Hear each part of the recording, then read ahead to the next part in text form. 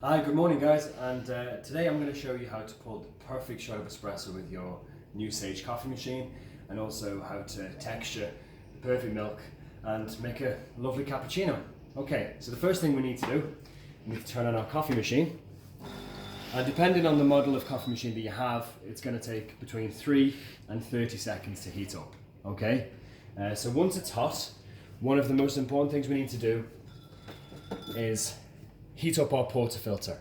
The reason we do this is, if you can imagine, this is a big chunk of metal and we're brewing our coffee at 93 degrees, and if the water hits down here and the portafilter is cold, it's going to decrease the temperature of the actual coffee, and it'll under extract and make it a sour, thin, under extracted sort of flavour, and you don't want that. You want a really balanced espresso. That's what we're looking for today.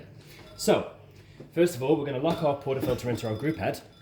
And the best way to preheat this is simply run a shot of water through it. So use a double shot of water.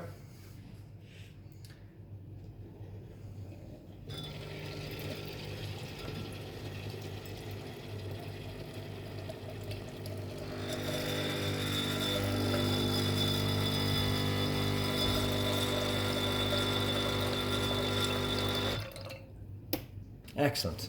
So now that that's stopped, I'm going to put my milk jug to one side with my dirty water in, and then just clean that. So now I'm going to get a cloth. I want to give this a nice clean, and I want to make sure it's nice and dry. Okay, so what we're starting with is a nice warm portafilter that's clean and dry, and that's important. Okay, so first thing we're going to do is we're going to actually make a shot of espresso. So we need to make sure that we're using the right amount of coffee. So this is a single wall double basket. I always drink my coffee with a double shot in this sort of size cup, which is between 10 and 12 ounces. If you use a single shot, it's going to taste quite weak because you're diluting with water or milk, but I think a double shot works really well with this size cup. Okay, so the grind setting that I have on my machine is grind size 7, and I'm using 13.5 seconds of grind time, okay? But I'm not too worried about the grind time because I'm gonna show you the right amount of coffee to put in. So when you have it tamped, you have the perfect level to start off with, okay? So I'm gonna insert my portafilter into my grinder. I'm gonna push. It's starting to grind. And as the grinder starts to fill up, as the portafilter starts to fill up, I'm gonna stop. I'm going to stop at this point here, take it out, put my coffee into the middle, and let my coffee settle down into the basket. Because that way I can get more room in. I've got more room to put more coffee in. I'm going to insert it back in for another 3.5 to 4 seconds, and stop. Now, again, let it settle down, and you'll see that when I tamp my coffee, which I'm going to do like so, going to hold it like this, so finger and thumb on the base, okay? And I'm looking for medium to firm pressure, so on top, and tamp straight down, okay? And what you're looking for is a nice, even tamp. So when you're finished tamping, you've got about 5 millimeters from the surface of the finished ground coffee, okay? So now, pull my tamper back. Now this part's really important. I'm going to flush my group head for 2 reasons.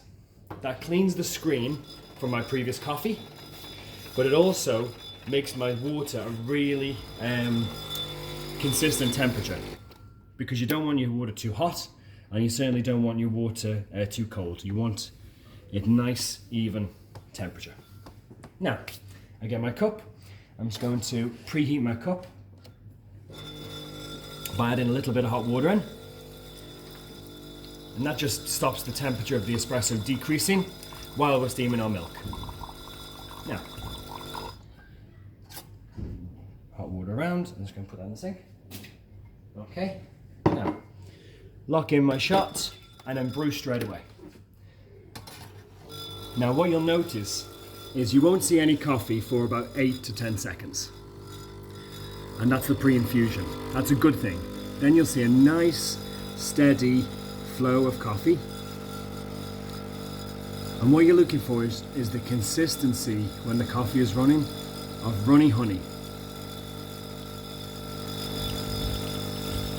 Now the extraction is starting to really come into play.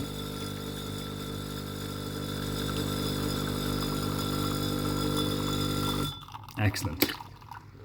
And my shot time for that coffee was 28 seconds. So from the moment I pressed my shot until it stopped is 28 seconds. And that way I'm going to get a really nice balanced taste and looking espresso. And you can see by the colour. That's the sort of colour I'm looking for. Nice bronze colour. So now, steaming milk. First thing we need to do is turn our steam wand on to make sure we generate the right amount of steam. Okay. Once I have steam coming, excuse me, my steam is ready. Now I'm going to add my milk into my jug, and the amount of milk I'm putting in is just up to the start of the spout. Okay. Now I get my steam wand, and this is the starting position. Have a look inside there.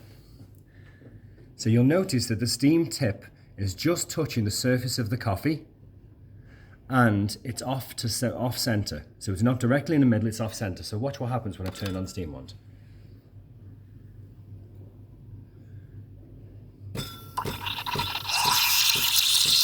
You hear a noise like someone's tearing a piece of paper.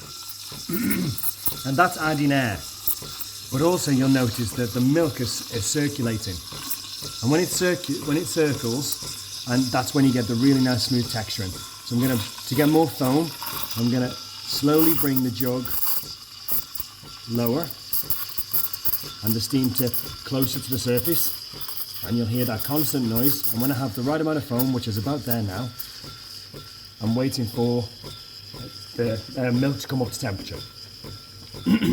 And the right temperature you're looking for is when you hold the jug on the side, when you feel like you can't hold it for more than a second, so I can hold that for a good bit there. For more than a second, you turn it off. Okay. You bring it out, drop it down. Then I immediately, with a microfiber cloth, wipe my steam wand. This is really important, so you don't get any build up. But more importantly, you steam again. And that makes sure that your steam wand stays nice and clear. So when you see steam coming out, you can stop and put everything back. And this is the sort of texture that we're looking for.